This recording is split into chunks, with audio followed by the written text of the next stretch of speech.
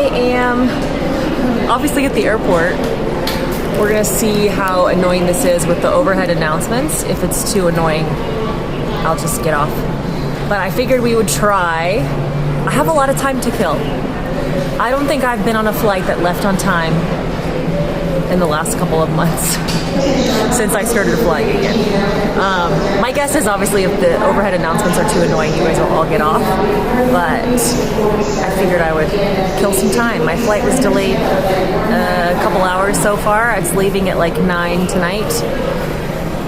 So I stayed at the office all day, and now I have time to kill. So I figured, who can entertain me by answering me the most random question of all?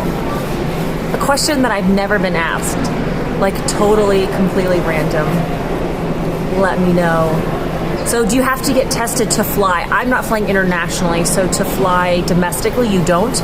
I believe anywhere internationally, you do. But don't quote me on that. But I have not been anywhere internationally. I don't think you're allowed to go a lot of places. I actually have a coworker who's going to Hungary next month, but his wife is a Hungarian citizen, and he said that's the only reason why they're able to go. Where am I going? I'm in Denver right now. I was in Denver for work this week, and I am headed home. So hoping to get home tonight. Have I ever been to Australia? I have not. I've been to 5 continents, but not Australia, and obviously not Antarctica. So someday, hopefully someday.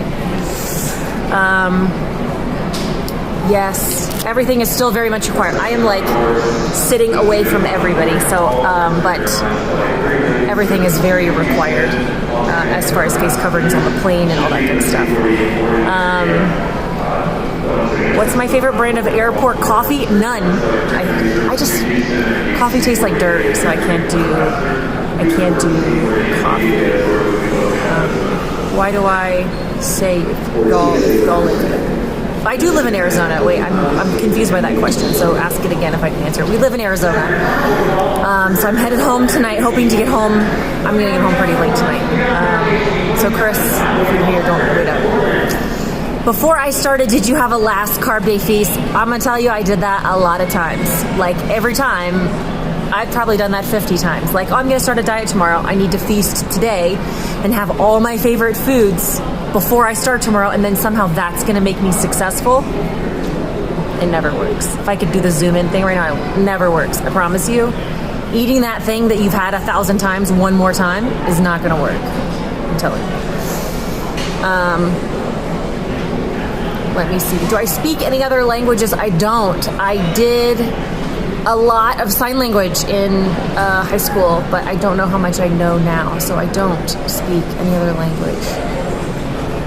When will my movie come out? So here, who would play me in a movie? That's my arm's wiggling too much. Who would play me in a movie? Okay, so random story. I went to the Philippines for work many years ago when obviously I was heavier and then she was heavier, but everybody in the Philippines kept calling me Adele. They would like stop me in the farmer's market and in the shops and stuff and tell me I looked like, ask me if I was Adele. But we both don't look the same now. And I don't think I look like her now that she's skinny and I'm skinnier.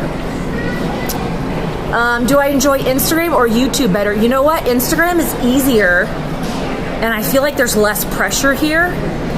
YouTube is really nice because you can think about stuff and you don't sound like an idiot sometimes. And then also it's there forever. Like my very first video I made almost 2 years ago, people still watch that every single day. And so that's really nice stuff with Instagram, and your feed post gets buried and is gone really quickly. And then stories, obviously, as much work as I put into them sometimes, or fun little video clips, like they're gone. Hi from the Bay Area. Oh, I just booked a flight to the Bay Area. I'm going there in a couple weeks. Like a very quick 24-hour trip to San Francisco. Oh, or I think somewhere, Silicon Valley somewhere. Emma Stone. I don't see that one. I do. Okay, so I'm a sauce fan. Help meat and cheese, yes, but give me ketchup. You know what? Use some sugar-free ketchup at first, if that helps you. And then switch to something like hot sauce is the lower carb. That's definitely better. And then kind of wean yourself off of it. You know what? If I have buffalo sauce occasionally, I'm okay with that. So wean it down eventually. How did Chris and I meet? You know what? We met at work. I work at the job I've been at now. I've been at the same company for 11 years. Chris and I were, funny story, I lived in Chicago at the time, and they were trying to get me to move to Phoenix for the job. He and I both applied for the same job. He lived in Arizona already. I got the job over him. And I would not have moved across the country if I didn't get the job. So I got a supervisor position. They then, a few months later, promoted Chris, after me, because I got the job over him. And then we were peers for a couple of years and just friends and, nothing romantic for several years. And then started dating a couple of years later. But yeah, so we met at work 10 years ago. Who else? East Texas. Do I want to be a social media influencer full time? I don't think so. That is so much pressure. And it is, I think it would be fun. It's definitely a fun hobby, but sometimes, I love my career. I love working. I love my job. It definitely would be weird to not do that, I guess. But that's a good question. I'm loving yours and Judy's podcast. Thank you. We love doing it. It's fun because it kind of in a lot of ways, it makes Judy and I schedule time together to talk every week, which is nice, and we need that as a friend. Sometimes friendships require effort on both parts, and it's important that you connect with your friends. And as busy as everybody is, and she and I are both insanely busy, and we live very opposite lives. I'm an up early, in bed early kind of person, and she's the opposite. Sometimes you have to say hey, let's talk on the phone with your friend at this time, and you literally schedule it.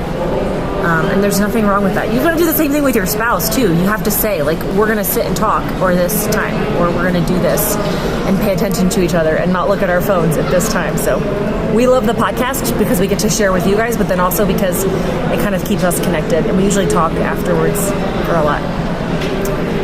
How do you deal with high stress moments while sticking to carnivore and fasting? You know what? It is so not easy. I talked about in my post today how important having a really good support system is. And so me telling somebody that I'm struggling, me telling Chris or a friend that I'm really struggling helps. Having somebody to reach out to and talk through things with helps. The other thing is, if I'm super stressed and I'm fasting, I don't force the fasting part. I'm okay and perfectly, fine and perfectly content breaking my fast to then eat something that's meat, because sometimes if you're in a really high stress environment, fasting is harder, and it's also harder on your body physically because you're under stress. And so then if I were to keep forcing it, that's when people kind of go too far and maybe break and go eat carbs or stuff their face and binge with something bad. When if I just go well, guess I'm not fasting today, but I eat carnivore still, then that definitely makes it easier. But always have an out.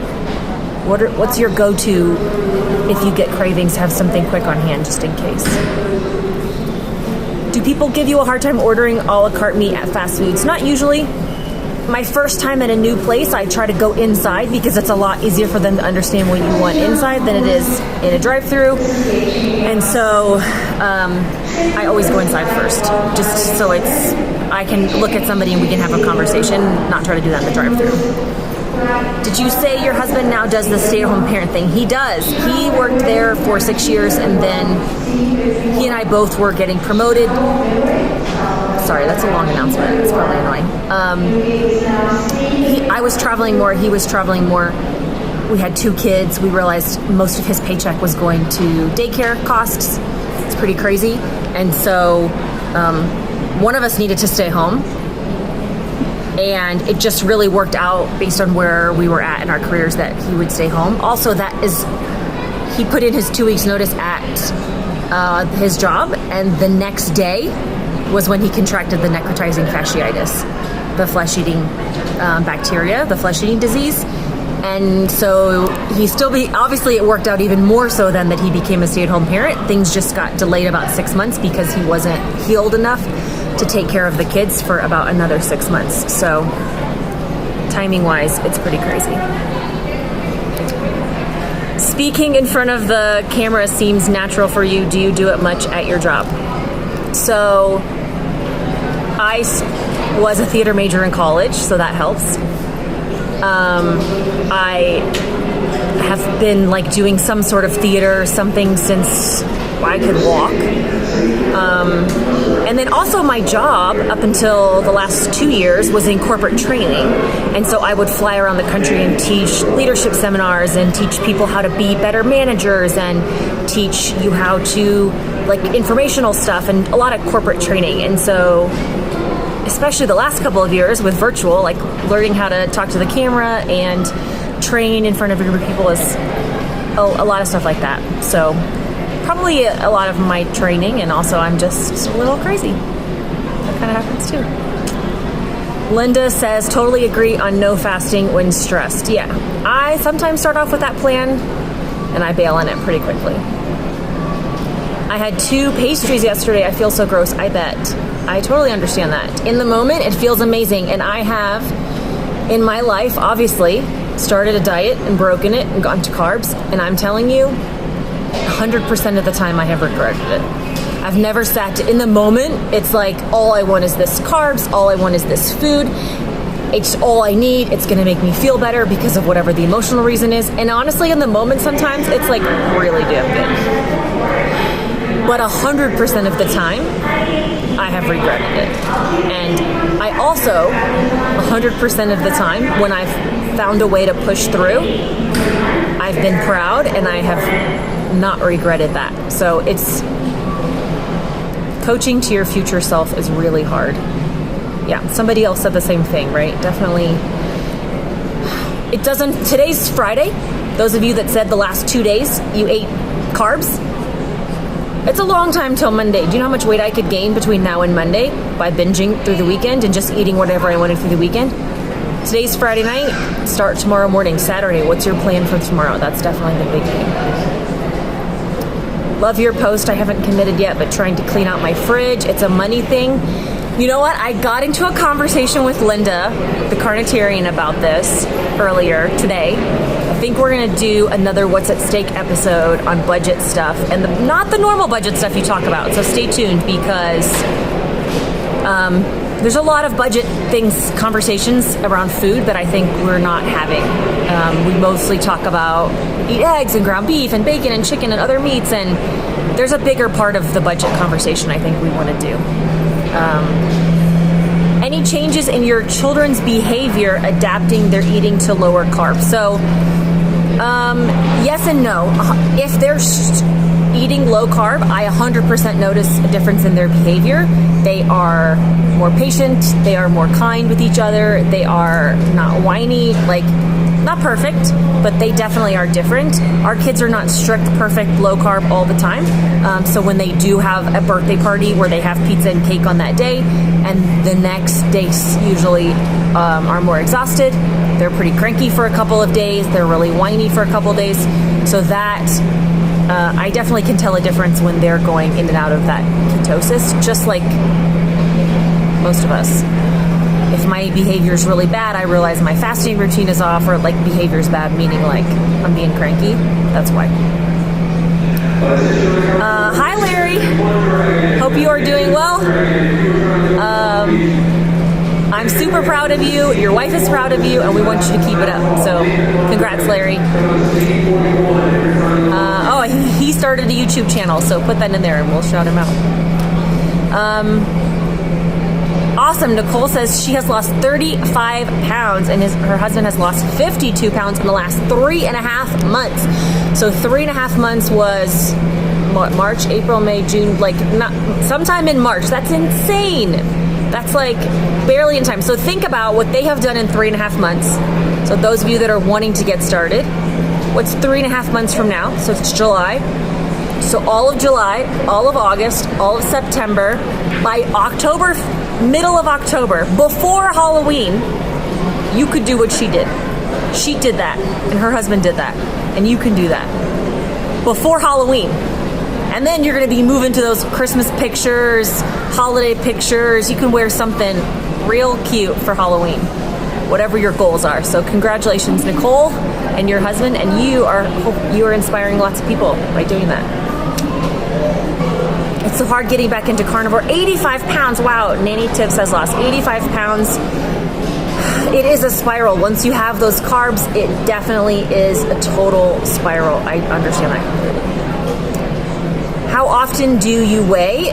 You know what? I weigh every day, and I love it. And it's totally fine for me, and it does not cause, if I don't change what I just weigh, I look at it, I get off the scale. And sometimes it always keeps me motivated. It definitely knows. Like, if little changes, I know, sometimes I know, don't read too much into it. I go, whoop, guess my cycle's coming. Oh, guess it's this, whatever.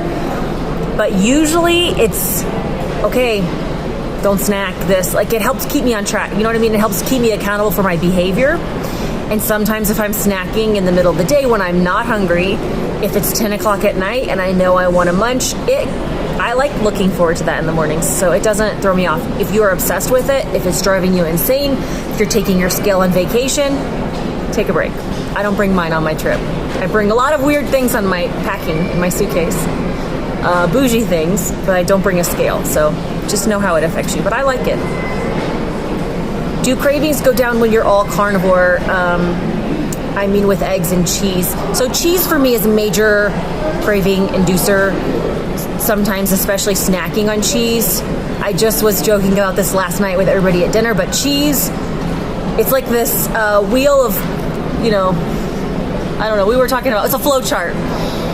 All meat, I'm doing great, I'm feeling good. If I then start eating cheese, then the cheese sometimes leads to pepperonis, which leads to pork rinds, which then leads to maybe macadamia nuts, which then is a whole, and it's like, at some point in this flow chart of eating what I'm eating, I need Chris to like slap me and send me back up to the top again. Or it's my wake up call. Usually when I hit the pork rinds for no reason, it's like, okay, well, we got a problem. Because we started with cheese and pepperonis and this, and now we're all the way down here. Don't get to nuts, because that's when things get real crazy and your face never lies when you eat nuts. So don't do that. So as long as I keep cheese and dairy with my meal and don't start snacking on it for no reason, then that's the problem. See what time it is. Are you still trying to lose weight? Are you happy with your current journey? Oh, that's such a big question. I want to be skinnier. I want to be as skinny as I was a year ago, or a year and a half ago. I don't know. I want my body to be happy with where I'm at. So like mentally and physically, it's hard to connect the two of those things. Next week, Judy and I's episode of Cutting Against the Grain is about body dysmorphia, and we talk a lot about that. Like, we really don't even see ourselves for how we really are, and so it's hard to connect where you are in your head. So like, I'll sit here and say, yeah, I want to lose weight, but I don't know if I should. And so my mission for 2021 is just to be consistent and see what happens. So yeah. Hi to my friend from the Cayman Islands. She talks to me often, and I'm always jealous that she lives in the Cayman Islands. Started carnivore 3 weeks ago. Feel bad. That's not good, but I'm feeling small changes. So try to drill down, diagnose. Do you need more electrolytes? Do you need to eat more? Do you need to, something's going on there. 3 weeks in is a little bit long to be feeling bad. Do you need to get more strict? Like, are you in and out of ketosis a lot, where you're really not feeling the benefits of meat? So diagnose that, drill down to what's going on, maybe talk to somebody. Thank you, lots of nice stuff. I drastically cut down on my carbs, and my really painful plantar fasciitis stopped flaring up. I've been able to exercise again without pain. That's awesome. That's amazing. That's exactly what we want to hear. That's amazing. So her husband Larry, I mentioned him earlier, his channel, their YouTube channel is Carnivore Quest. So check out, I haven't seen it, but they have lost weight. They've started their own YouTube channel, and check out Carnivore Quest.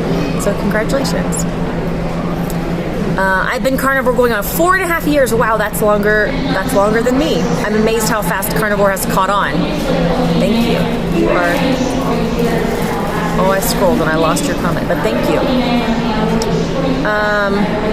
Thank you. Let me see here. Do you experience diet-induced thermogenesis or meat sweats? I don't know what diet-induced thermogenesis is. I'm assuming you mean meat sweats, right? Or the meat sweats. When you first started carnivore, I don't, but I have friends that say they do. For me, anytime that there was carbs involved, 100%, tons of meat sweats. But when I'm eating only meat, then I don't experience that at all. Hoping carnivore crisps comes down in price, then I can do it. So I always eat the carnivore snacks. They're two different brands. I eat the carnivore snacks. I actually just finished a bag of them on the train over here. They are definitely pricey because they're such high quality. And for me, Chris and I try to not eat them at home for that reason.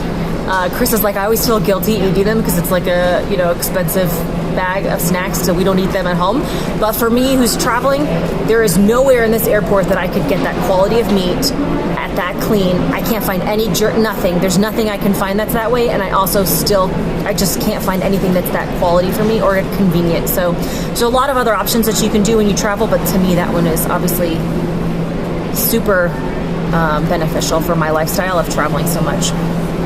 Am I still trying to lose weight? Like I just mentioned that a second ago, but I think it's important to say, like, I want to lose weight, but I want to do what's best for my body, and it's taken me a long time to be able to say that. So we're just going to be consistent and kind of see what happens. I travel to a wedding, and if I don't have a car, I'm 2 weeks in. How do I stay on? You know what? Bring what you can ahead of time. You can make jerky. You could ship stuff that, like we just talked about the carnivore snacks, you could ship them to that location ahead of time, take stuff with you. Do a lot of fasting. I also think wherever you're at for a wedding, they're going to have something for breakfast that you can eat. Eggs, bacon, sausage. Like breakfast is, if I'm traveling with a group of people, I always load up on breakfast. And I would say most of the time, somewhere you go or something's going to have a burger, no bun, you could probably figure out a way to eat 1 or 2 meals a day and then maybe supplement a little bit. Carnivore Bar is another product that's like pemmican. That's another thing you could plan ahead, but load up on breakfast and fast the rest of the day and don't drink a lot. I don't know what kind of wedding it is, but don't drink a lot. Do not suggest pork rinds. Pork rinds are a total approved food as long as you're careful about the ingredients, like some have MSG. For me, they are very triggering as far as snacking. And I want to snack for no reason, and then I want sweets, and then I want, it's just too triggering for me. I don't eat pork rinds because I'm hungry. I eat pork rinds because I want to eat something. And that could be very helpful in the beginning when you're weaning off of Lay's potato chips. But if you're somebody like me who physically does not need to snack, it's kind of just a trigger. My stall finally broke after a year of no weight loss when I dropped pork skins. Yep, I haven't had them in 4 months and I started losing again. Exactly. For most people, I think it's a trigger for us. It's actually a lot of calories in food. And then if I eat the pork rinds, I want a ton of cheese with it. And then I don't know why, but I don't want something sweet after eating a steak. But when I eat pork rinds, then I just really want something sweet afterwards. And it's just a whole thing. Do you drink electrolytes? I don't now. I did a lot in the beginning, but obviously now my body's pretty adapted to this lifestyle, and I eat a lot of salt with my meals, and so I typically don't now unless I'm fasting for a long time. What do you typically eat in a day? You know what? I have so many YouTube videos, awesome YouTube videos where I film what I eat every day, and so check those out. It's literally me saying, today's Monday, this is what I had for lunch. Today's Tuesday, this is what I had for lunch, and then kind of going day by day by day. Do your kids find you traveling again difficult? You know what? It is a little bit of an adjustment. I used to travel a lot for work. I traveled to the Philippines. I was 7 months pregnant with Nathaniel. For both kids, I was traveling when I was nursing with them. So I was normally, instead of doing a live, I would be sitting here in the corner pumping and taking the milk through security, and I did all that for both the kids when I was traveling. Somebody just sat down, and I think I'm annoying him, so she left. Anyway,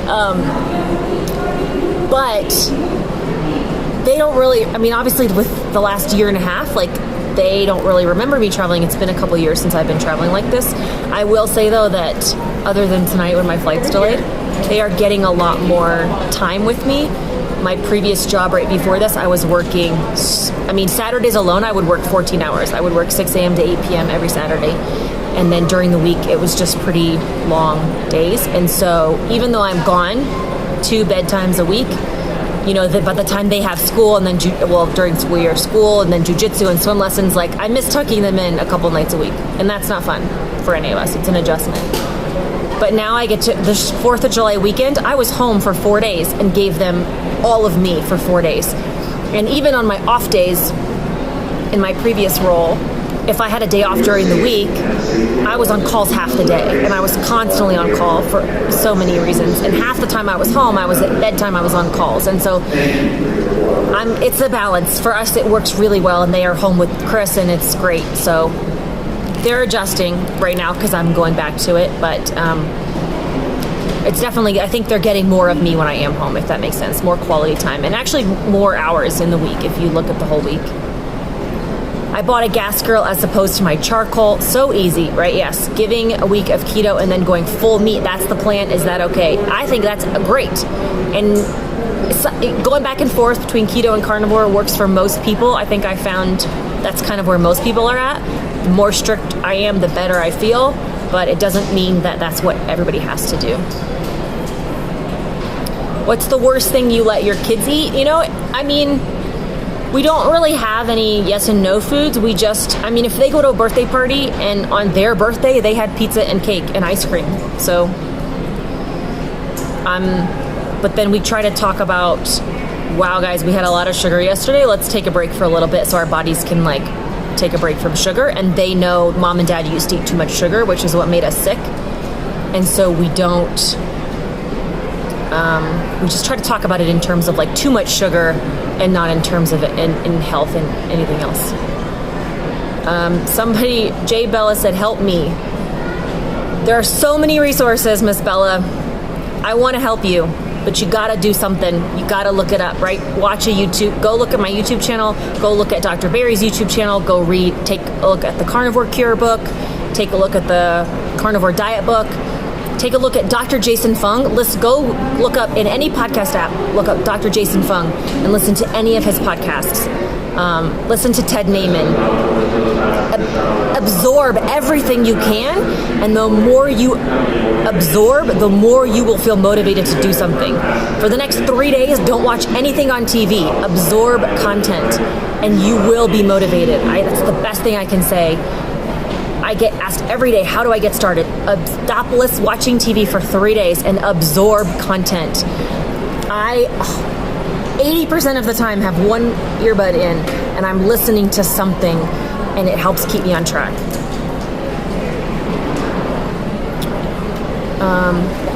I really like doing fasting for longer periods. I do intermittent fasting right now, carnivore with cream in the mornings and then one carnivore meal late in the afternoon. And the advice for 24 to 48 hours. 24, I think, is the best way to do it is go lunch to lunch. Skip the cream and the coffee, get real busy, go to bed early the night before, skipping dinner, go to bed early. And lunch to lunch does not seem like that long, so it can be really helpful. I think that's the best way to start. And then don't go to 48 until you're like really comfortable with 24, and then maybe go from like lunch to dinner and get in like 28 and kind of go, then maybe breakfast to dinner the next day. So fasting is a muscle, and you have to work up to it. Yay. Thanks for being here while I'm going live. I have so much time to kill at the airport, and I love watching TV by myself, but you kind of can only do that for so long. I don't drink coffee, I just don't like it, and I don't drink alcohol. I did a lot in the beginning, and because I weigh every day, I went on a couple, when I first started losing weight, I went on some business trips like this, and I would drink like vodka soda water or zero carb stuff. I always stalls my weight loss. Again, remember, I'm not the science person. Your liver has to process out the alcohol. So if you drink alcohol, your liver also helps burn and process the fat. It gets the fat out of your body. So if you are drinking alcohol while there's no carbs in it, your body still has to take a break from burning fat and getting fat out of your body.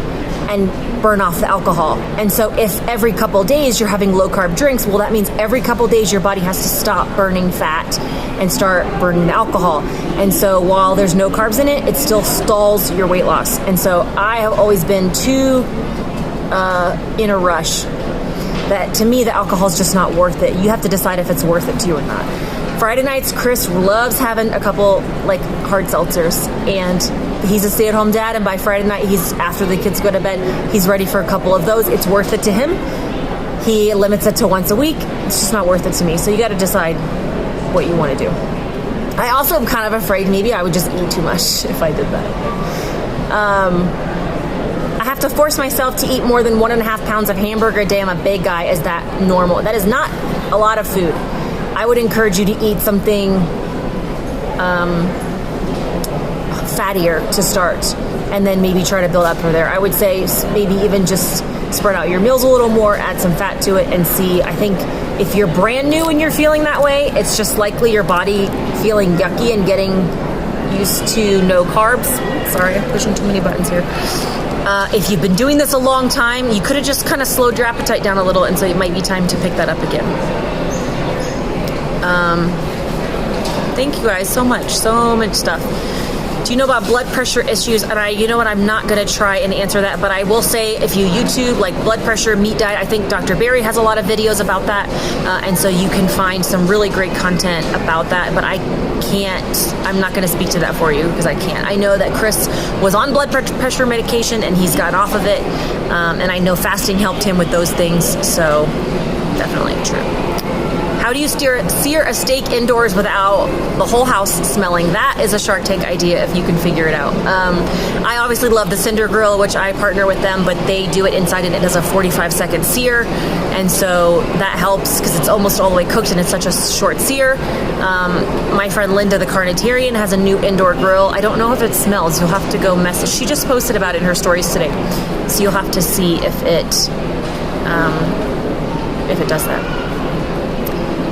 I was shocked to find out about European bread. They don't put sugar in it. But you know what? Flour turns to sugar. So sugar is sugar and carbs are sugar. And so that's the same thing. Do you ever break down and have a salad? You know what? I don't. And I don't miss salad. I don't know. I don't think I've ever missed a salad.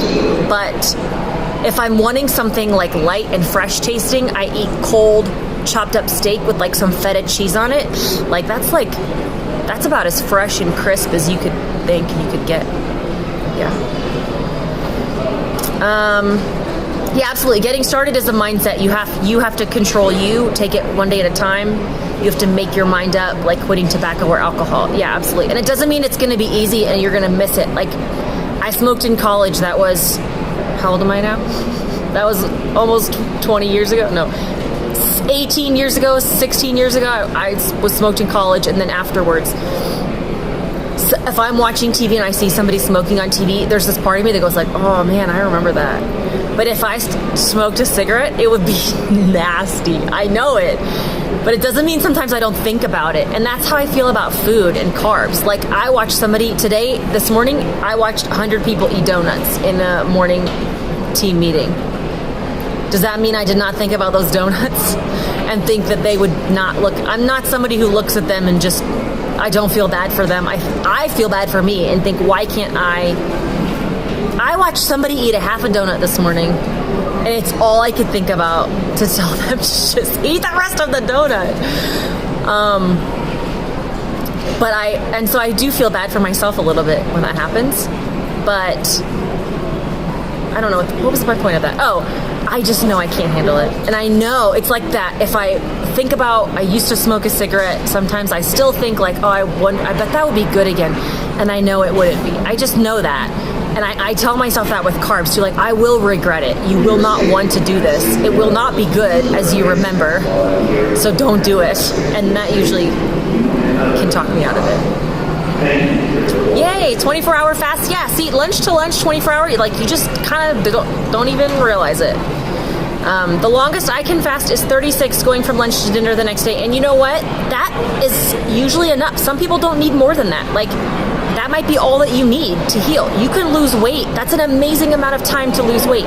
Dr. Fung says that's an amazing amount of time to regulate your blood sugar. There may be no reason to go any longer than that. Okay, here we go. Going to Fogo de Chao for the first time next week. Any recommendations? Ask them for the grilled cheese with no honey on it. If you don't ask, they won't make it, and it's the best thing that's ever existed. And ask for the beef ribs. They never bring them around without you asking for them either. The budget video, so we haven't planned when we're going to do that. So Linda, we got to figure that out after this. I think it's going to be next weekend though, because next week I'm on the East Coast for the week. Will stevia cause a stall if I use it in black coffee? It's probably debatable. I would say no, but there's definitely other people that would say yes. I think cream will, for sure, but I don't, it depends on if you're using the whole tube or not, but I would say no, but you got to test it out a little bit. Some people are asking about supplements and stuff. I definitely am not the one to ask for that, but these are great questions, so I will save those questions, and Judy and I can talk about them on future podcasts. How do you know if you're eating enough protein? I think the best recommendation to start is like 0.8 grams, or I like easy math. Let's be real, I want easy math. So 1 gram per pound of like ideal body weight or lean body mass. So if I don't weigh this right now, but if I lean perfect weight for me is like 150, I should be eating around 150, 130-ish grams of protein a day. Hey girl, hey. Okay, wait, I think I'm behind. How much should I be scrolling here? Yay. Is there a recommended book on the carnivore diet? Carnivore Cure is Judy Cho's book that really talks about the science in a very relatable way. It's very understandable or relatable. And she talks a lot about the science, and then, but also breaks it down. She also talks how to do this as an elimination diet, and if you're going to add back in plants, what you should add back in, and when and how, and all that good stuff. And then I think the Carnivore Diet book from Sean Baker. First of all, I'm in it, so page 150. Sorry, I got cringy quick. I know. But he is probably the most basic of all information. So it depends. If you like a little science, then I would definitely get Judy's. Hi, Julie. I love you, girl. Hi, Julie. Yeah. What else? Let's see here. Yay, thank you so much. Grilled cheese. What's the brand of cheese that I buy with Chris and Fred? It's called bread cheese. It is, you can find it at like some Kroger stores in the fancy cheese section. The brand is Carr Valley, so C-A-R-R Valley. Life-changing. And it's very expensive, and Lord made it that way so that I wouldn't eat too much, okay? Sometimes things are just the way they're supposed to be. And you could also find it at Whole Foods if that's in your area. Yay. Excited to get started, worried about my willpower. I have no willpower. And I think that's because, right, let me think how to say this. What's one single advice you would give us for starting? I would just say anything can wait till tomorrow. Anything. If I'm here, they have a crepe stand down the street. Like, anything I tell myself is next time, tomorrow. Anything I want to do is tomorrow, next time. Like, I can usually temporarily talk myself out of something. But try to talk myself out of something forever is still, to this day, pretty impossible. And so, constantly I'm just saying, not today, tomorrow, or the next day, or one more time. And so, I also think that in the very beginning, like, know yourself. I am an all or nothing person. I cannot have one bite of anything. I will completely spiral. And so it sounds crazy unless you're that way too. And then you understand. So for me, like, mixing something up, taking one bite of something sends me off the rails. It's so much easier to have zero. Like, I'm the champ at having nothing of something and having zero of something. But I am absolutely incapable of having a small amount. And knowing that is very empowering because I don't have to worry about willpower. It's almost easier to say nothing, right? Like, just tomorrow. Yep, tomorrow. All those things that you want to eat, they're going to exist tomorrow. Even the specialty foods from Easter, which, let's be real, Easter has the best foods, right? Like every Easter, those same things come back again. Every Christmas, those same Christmas treats are there. Those Little Debbie Christmas cakes are there every year. And I'll just wait till next year, and then by the next time it comes around, I usually am stronger by then. Yeah, exactly. Like, I want it all. If I don't taste it, I forget about it. Go do something else. I have to really distract myself and move on. So I hope that helps more than anything. Okay, I'll ask last question. So what was your moment when you said, I have to do this, I'm done? I travel, right? So several things.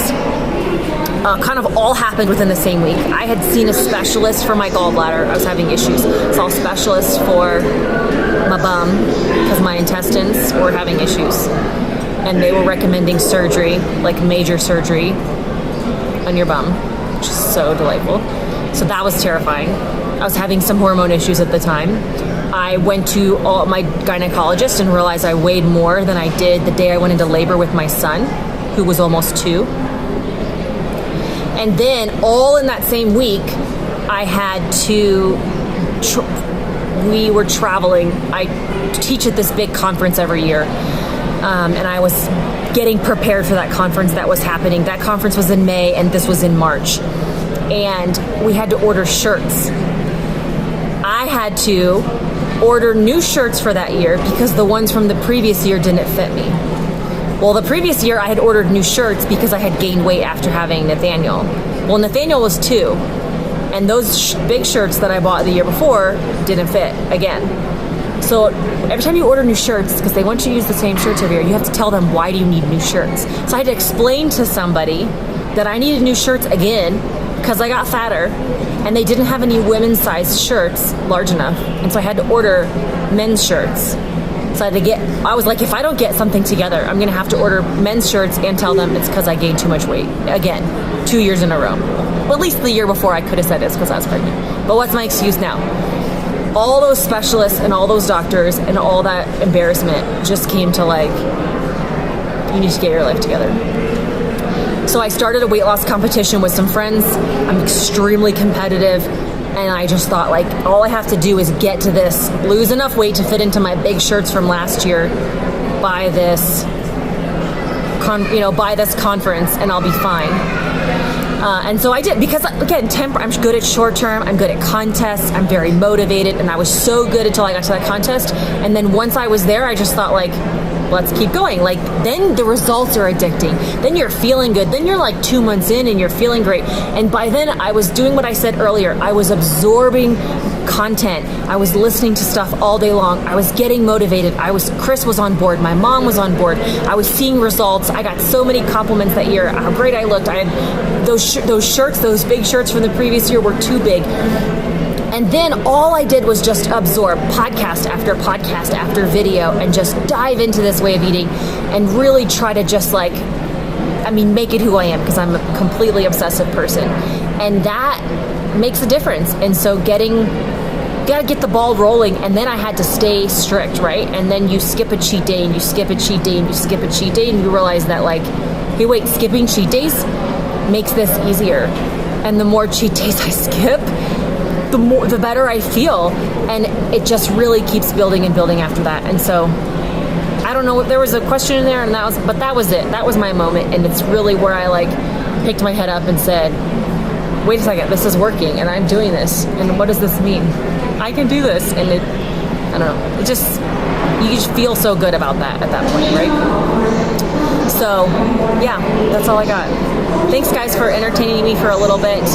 I hope you are doing well. Think about the weekend. We got Saturday and Sunday coming up. Thanks for dealing with the announcements. Hopefully that wasn't too annoying. And thank you for the wishes and the support. It means so much to our family. It's why we get to keep doing this, and it makes it fun for us and our little family. And mom or the kids will do something and they'll say, Mom, go tell your internet friends about our video, and they get a kick out of this as well. So I appreciate it, and I'm going to be doing a lot of stuff with the kids this weekend. I'll share some, but I may not be on too much. So love you, Julie. Thanks guys. Wait, I always forget how to end this. Okay, bye.